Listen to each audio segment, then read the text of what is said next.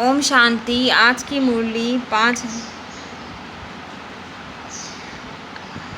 8/6/2021। बाबा बोले, मीठे बच्चे, मीठे सेंसिबल बच्चे, सदा याद रखो कि हम अविनाशी आत्मा हैं। हमें बाप के साथ पहले तबके में जाना है। मतलब हम बाप के साथ फरिश्ता बनकर पहले सूक्ष्म वतन जाएंगे, फिर शांति धाम जाएंगे। हमेशा याद रखो कि हम एक अविनाशी आत्मा हैं। प्रश्न, कौन सी मेहनत तुम हर एक बच्चों को अवश्य करनी है? उत्तर, बाबा तुम्हें जो इतनी नॉलेज देते हैं उसे अपने दिल से लगाते रहो। मतलब मनन करते रहो, मन में दोहराते रहो। ये ऐसे नहीं कि बस बैठ जाना है। चलते फिरते काम करते बाबा के ज्ञान के पॉइंट्स को दोहराना है। अंदर ही अंदर उसको मनन कर हजम करो, जिससे शक्ति मिलेगी। ये मेहनत अवश्य हर एक को करनी चाहिए। जो ऐसी गुप्त मेहनत करते हैं वो सदा हर्षित रहते हैं। उन्हें नशा रहता है कि हमें पढ़ाने वाला कौन है, हम किसके सामने बैठे हैं। हम किसके सामने बैठे हैं? हम बाप दादा के सम्मुख बैठे हैं। हमारा बाबा हमारे साथ है। ओम शांति। ये किसने कहा? 2 बार कहते हैं ओम शांति, ओम शांति। एक शिव बाबा ने कहा, एक ब्रह्मा बाबा ने। ये बाप दादा इकट्ठे हैं तो दोनों को बोलना पड़े ओम शांति, ओम शांति। बाप दादा दोनों इकट्ठे हैं तो दोनों को बोलना पड़े ओम शांति, ओम शांति। अब पहले किसने कहा, बाद में किसने कहा? पहले शिव बाबा ने कहा ओम शांति। शिव बाबा ही ब्रह्मा द्वारा बोलते हैं ना, तो बाबा पहले बोल रहे हैं ओम शांति। मैं शांति का सागर हूँ। पीछे किसने कहा? दादा की आत्मा ने कहा। ऐसा नहीं कि बाबा आकर ब्रह्मा बाबा की तन में बैठते हैं तो ब्रह्मा बाबा की आत्मा निकल जाती है। नहीं, ब्रह्मा बाबा की आत्मा भी वहीं रहती है। तो पहले बाबा बोल रहे हैं ओम शांति, उसके बाद ब्रह्मा बाबा हमारा दादा बोल रहा है ओम शांति। दादा की आत्मा ने कहा, बच्चों को याद दिलाते हैं ओम शांति। मैं तो सदैव देही अभिमानी हूँ, कभी देह अभिमान में नहीं आता हूँ। एक ही बाप है जो सदैव देही अभिमानी रहते हैं। कौन है जो सदैव देह अभिमानी रहते हैं? शिव बाबा। वो एवर प्योर और एवर हैप्पी। शिव बाबा ही देही अभिमानी है, क्योंकि वो सिर्फ एक आत्मा है, निराकार आत्मा है। ब्रह्मा विष्णु शंकर ऐसे नहीं कहेंगे। तुम जानते हो ब्रह्मा विष्णु शंकर का भी सूक्ष्म रूप है। ब्रह्मा विष्णु शंकर कौन है? वो आकारी देवताएं हैं, सूक्ष्म वतन निवासी हैं। तो ओम शांति करने वाला एक शिव बाबा है, जिसको कोई शरीर नहीं। बाप तुमको अच्छी रीति समझाते हैं और कहते हैं मैं एक ही बार आता हूँ, मैं सदैव देही अभिमानी हूँ। शिव बाबा का कोई शरीर नहीं। बाबा बोल रहे हैं मैं एक ही बार आता हूँ और मैं सदैव देही अभिमानी हूँ। एक ही बाप है जो सदैव देही अभिमानी रहते हैं। तो ब्रह्मा विष्णु शंकर ऐसे नहीं कहेंगे। तुम जानते हो ब्रह्मा विष्णु शंकर का भी सूक्ष्म रूप है। तो ओम शांति करने वाला एक शिव बाबा है, जिसको कोई शरीर नहीं। बाप तुमको अच्छी रीति समझाते हैं और कहते हैं मैं एक ही बार आता हूँ, मैं सदैव देही अभिमानी हूँ। मैं पुनर्जन्म में नहीं आता, इसलिए मेरी महिमा ही न्यारी है। मुझे कहते हैं निराकार परमपिता परमात्मा। भक्ति मार्ग में भी शिव के लिए कहेंगे निराकार परमपिता परमात्मा। निराकार की पूजा होती है, वो कभी देह में नहीं आते हैं, अर्थात देह अभिमानी नहीं बनते हैं। अच्छा, फिर उसके नीचे आओ तो सबसे पहले है शिव बाबा। ऊंचे से ऊंचा शिव बाबा, निराकार बाबा, जो सदैव देह अभिमानी ही रहते हैं। वो कभी पुनर्जन्म में नहीं आते हैं, इसलिए वो सदैव देही अभिमानी है। बाबा कहाँ रहता है? मूल वतन। सबसे पहला है मूल वतन। भक्ति मार्ग में भी शिव के लिए कहेंगे निराकार परमपिता परमात्मा। निराकार की पूजा होती है, वो कभी देह में नहीं आते हैं, अर्थात देह अभिमानी नहीं बनते हैं। अच्छा, फिर उसके नीचे आओ सूक्ष्म वतन में, जहाँ ब्रह्मा विष्णु शंकर रहते हैं। शिव का नाम रूप तो देखने में नहीं आता है, चित्र बनते हैं, लेकिन वो है निराकार। वो कभी साकार बनते ही नहीं। पूजा भी निराकार की ही होती है। बच्चों की बुद्धि में सारा ज्ञान रहता है। भक्ति भक्ति तो की है, चित्र बच्चों ने देखा है। तुम जानते हो सत्युग त्रेता में ना चित्रों की भक्ति होती है ना विचित्र की। हमारा बाबा, प्यारा बाबा शिव बाबा तो विचित्र है। क्या शिव बाबा का कोई रूप है, आकार है? नहीं, शिव बाबा तो है ही निराकार।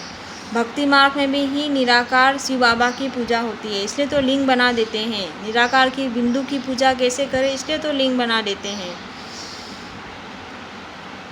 पूजा भी निराकार की ही होती है। बच्चों की बुद्धि में सारा ज्ञान रहता है। भक्ति तो की है, चित्र बच्चों ने देखा है। तुम जानते हो सत्युग त्रेता में ना चित्रों की भक्ति होती ना विचित्र की। तुम बुद्धि में आता है परमपिता परमात्मा विचित्र है।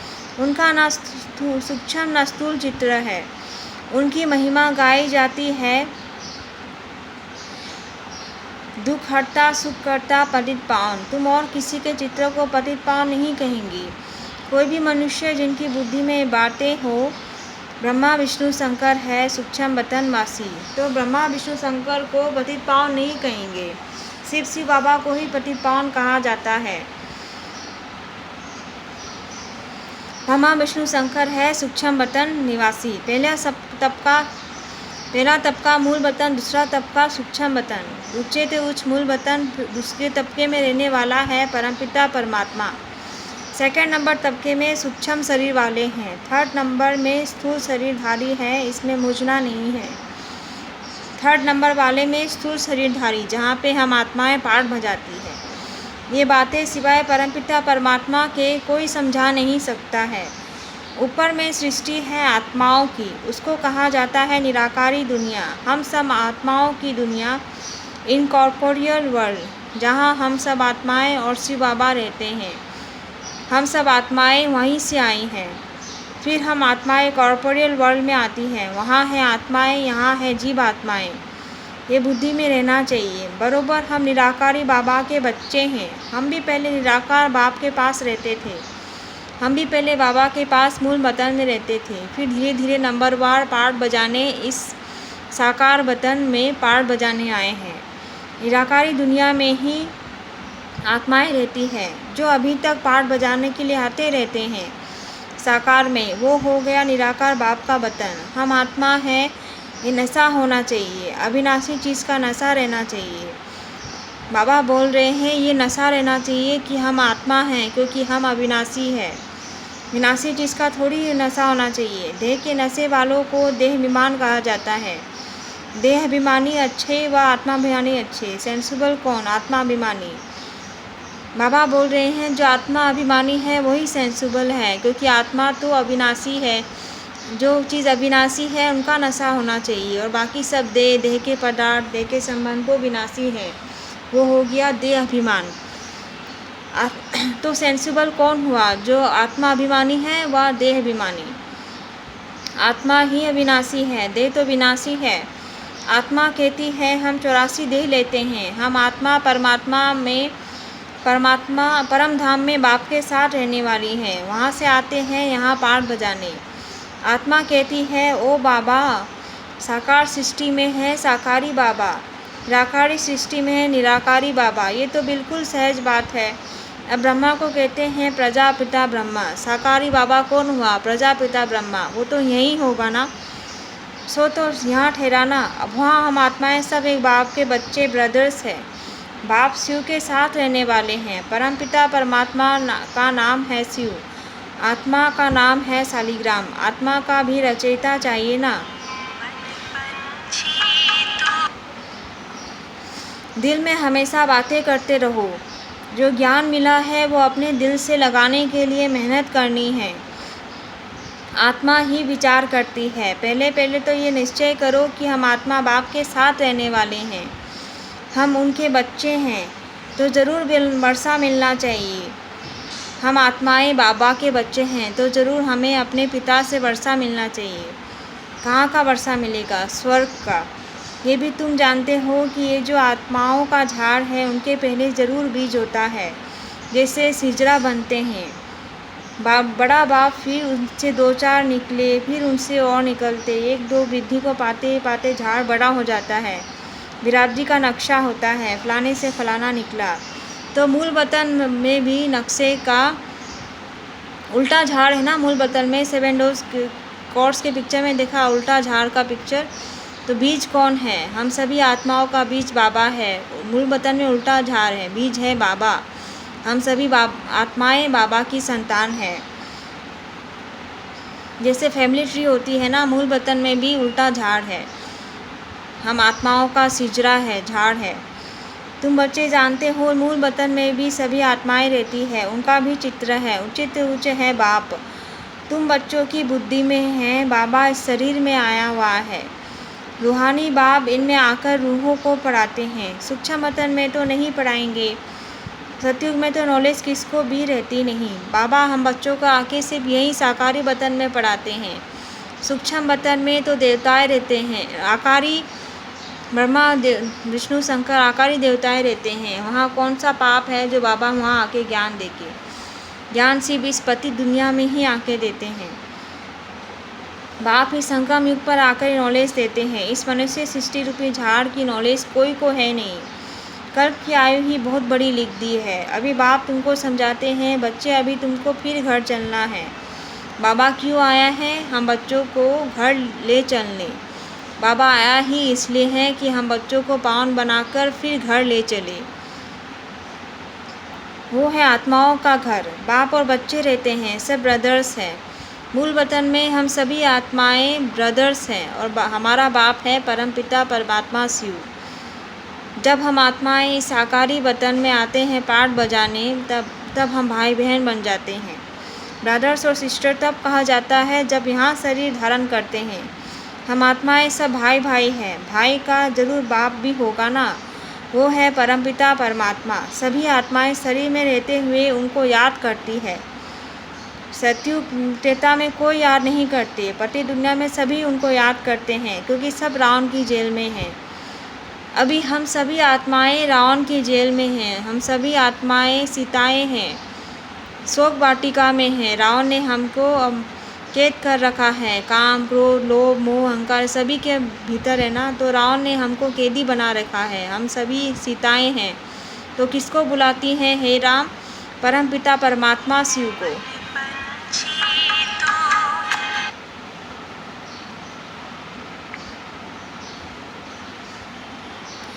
भाई का जरूर बाप भी होगा ना, वो है परमपिता परमात्मा। सभी आत्माएं शरीर में रहते हुए उनको याद करती है। सत्य त्रेता में कोई याद नहीं करते हैं। पति दुनिया में सभी उनको याद करते हैं क्योंकि सब रावण की जेल में हैं। सीता पुकारती थी हे राम। बाप समझाते हे राम, कोई त्रेता वाला याद नहीं आता है। राम परमपिता परमात्मा को समझ याद करते रहते हैं। भक्ति मार्ग में भी ज्ञान नहीं रहता है, लेकिन हे राम बुलाते हैं परमपिता परमात्मा शिव को।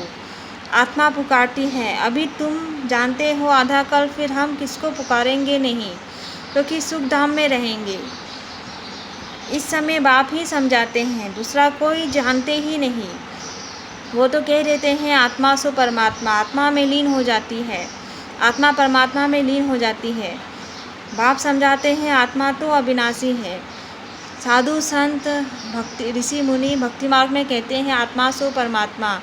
कितना गलत कह दिया है। क्या बाप बच्चों के अंदर हो सकता है, फिर बच्चा बाप के अंदर हो सकता है? ऐसा कभी नहीं हो सकता है। आत्मा अविनाशी है और परमात्मा भी अविनाशी है। आत्मा सो परमात्मा कहना बहुत गलत है। ऐसे तो पाठ ही शेष हो जाएगा, आत्मा का पाठ ही शेष हो जाएगा। आत्मा तो अविनाशी है। बाप समझ जाते हैं आत्मा तो अविनाशी है, एक भी आत्मा का विनाश नहीं हो सकता। जैसे बाप अविनाशी वैसे आत्मा भी अविनाशी। यहाँ आत्मा पति तमो प्रधान बनती है, फिर बाप सतो प्रधान पवित्र बनाते हैं। सारी दुनिया को तमो प्रधान बनना ही है, फिर सतो प्रधान बनना है। पति दुनिया को पावन बनाने बाप को आना पड़ता है। उनको कहते ही है गॉड फादर। बाप भी अविनाशी है, हम आत्माएं भी अविनाशी है। ये ड्रामा भी अविनाशी है। ये ड्रामा है। तमोप्रधान सो सतोप्रधान, सतोप्रधान सो तमोप्रधान। ये 5000 वर्ष का चक्र है, ड्रामा में नूंद है। बाबा ही हमें तमोप्रधान से सतोप्रधान बनाने आते हैं। और कोई बना नहीं सकता। ये ज्ञान सिर्फ बाबा ही दे सकते हैं, क्योंकि वो ही बीज है और किसी को ये ज्ञान ही नहीं है। तुम बच्चे जानते हो कि ये वर्ल्ड की हिस्ट्री ज्योग्राफी कैसे रिपीट होती है। इन चारों युगों में हमारा पाठ चलता है। हम सूर्यवंशी फिर चंद्रवंशी बनते हैं। चंद्रवंशी कैसे सेकेंड ग्रेड में आ जाते हैं। 14 कले वालों को सूर्यवंशी नहीं कह सकते। वास्तव में देवी देवता भी उनको नहीं कह सकते।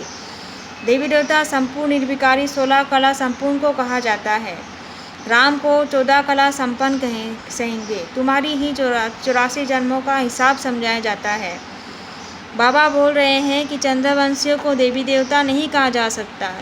देवी देवता सिर्फ 16 कला संपूर्ण निर्विकारी को ही कहा जाएगा। चंद्रवंशियों को देवी देवता नहीं कहा जाएगा, क्योंकि वो 14 कला है, 16 कला संपूर्ण नहीं। नई चीज़ फिर पुरानी होती है तो मज़ा नहीं रहता। पहले संपूर्ण पवित्र रहते हैं, फिर थोड़े वर्ष मास होंगे तो थोड़ा पुराना कहेंगे। मकान का भी मिसाल दिया जाता है। ऐसे हर चीज़ होती है। ये दुनिया भी एक बड़ा मांडवा है। यह आकाश तत्व बहुत बड़ा है, इसको कोई अंत नहीं। इनकी एंड कहाँ है वो निकल नहीं सकते। चलते जाओ, एंड हो नहीं सकती। ब्रह्मा महातत्व की भी एंड हो नहीं सकती। यूँ साइंस वाले कितनी कोशिश करते हैं एंड देखने की, लेकिन जा नहीं सकते, अंत पा नहीं सकते। ब्रह्मा तत्व बहुत बड़ा बेअंत है। हम आत्माएं बहुत थोड़ी जगह में रहती हैं। यहाँ बिल्डिंग आदि कितनी बड़ी बड़ी बनाते हैं। स्पेस धरती की बहुत बड़ी है। खेती आदि भी हो चाहिए ना। हम जीव आत्माओं को बड़ा मकान, बड़ा घर चाहिए। मूल वतन में आत्माएं थोड़ी थोड़ी जगह में रहती है। ऐसा नहीं कि मूल वतन छोटा सा है। ब्रह्मा तत्व भी बेअंत है, लेकिन वहाँ आत्माओं को इतनी जगह नहीं चाहिए। वहाँ तो शरीर नहीं है ना। हम जीव आत्माओं को शरीर चाहिए, इसलिए यहाँ पे हमें जगह भी ज़्यादा चाहिए। खेती आदि भी तो करनी होती है। ये बिल्डिंग आदि कितनी बड़ी बड़ी बनाते हैं। स्पेस धरती की बहुत बड़ी है। खेती आदि भी तो चाहिए ना। वहाँ तो सिर्फ आत्माएं रहती है। आत्मा शरीर बिगड़ कैसे खाएगी। वहाँ तो अभोक्ता है।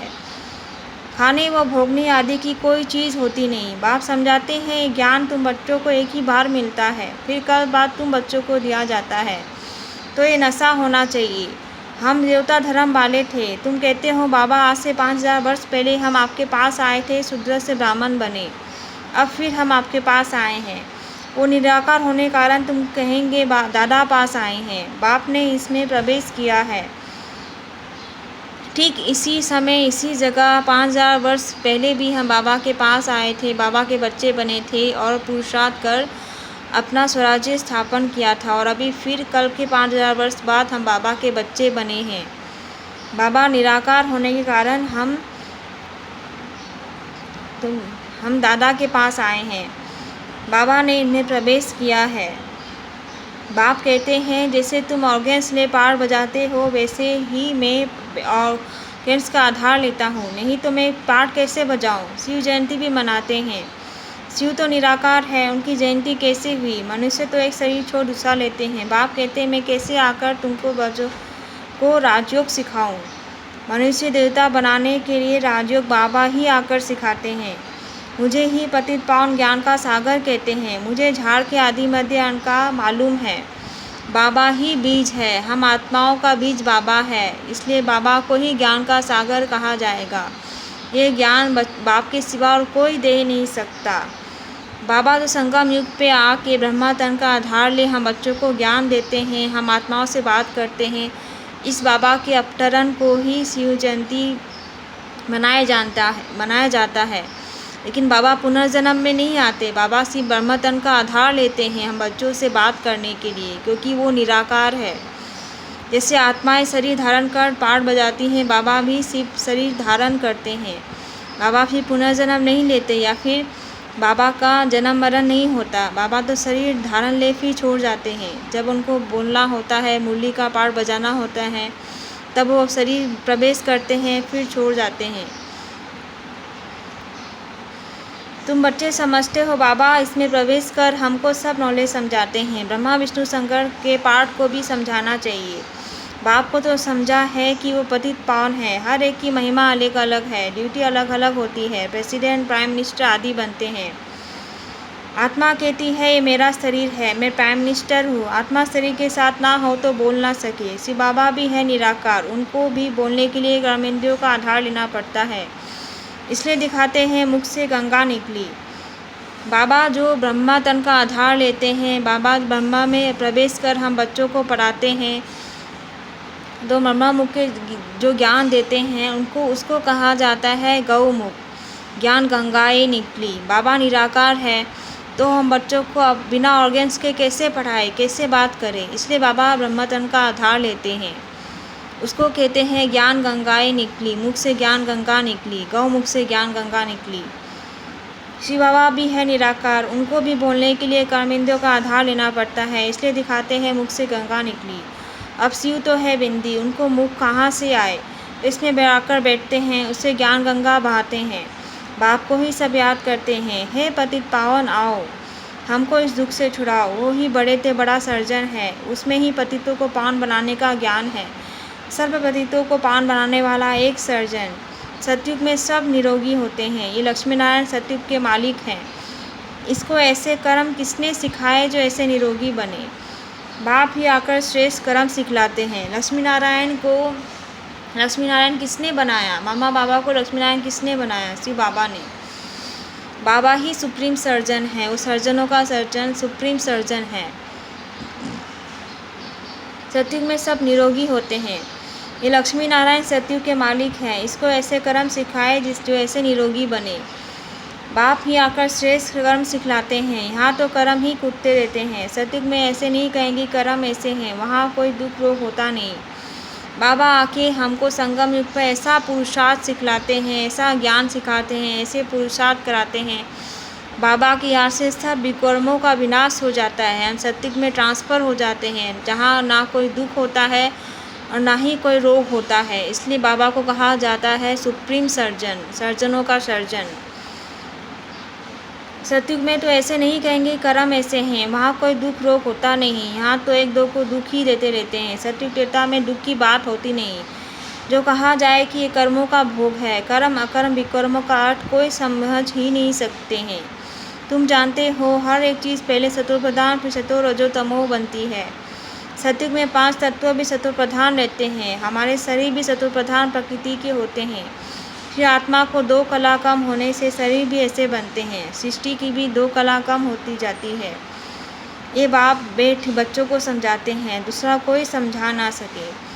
अच्छा, मीठे मीठे सिकिलदे बच्चों प्रति माता पिता बाप दादा का याद प्यार और गुड मॉर्निंग। हम रूहानी दादा को याद प्यार और गुड मॉर्निंग। नमस्ते बाबा, नमस्ते याद प्यार, गुड मॉर्निंग, नमस्ते। शुक्रिया बाबा, पद्मा पदम, शुक्रिया बाबा। धारणा के लिए मुख्य सार। अभी से ही बाप की सिमत पर ऐसे श्रेष्ठ कर्म करने हैं जो फिर कभी कर्म